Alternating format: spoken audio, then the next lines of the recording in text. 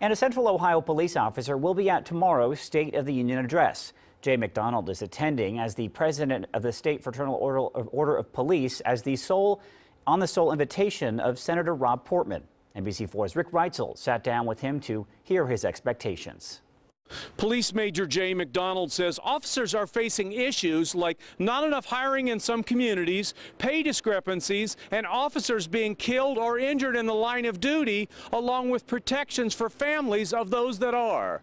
That's one of the things that he's been really good at, is recognizing the good works that our people do, realizing that law enforcement officers are not the cause of all the world's problems, and showing respect to the men and women who are risking their lives to serve the community. McDonald says he expects to hear about the opiate epidemic, human trafficking, and other issues all related to police work. Expect we'll hear more about immigration and infrastructure and taxes in the economy, and all those things play a role in the work that our members do across the state and across the country. He doesn't expect Trump to address the claims of police brutality, but he did.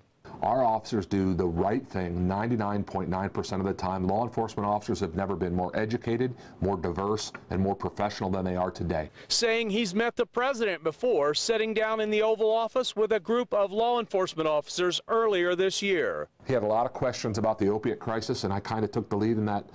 He really paid attention. He took a lot of notes, and I was very impressed with how the meeting turned out. McDonald says nationally last year 125 officers were killed in the line of duty and more than 200 were injured. And he says that President Trump understands the sacrifices that they make.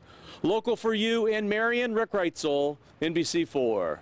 The Save the Crew movement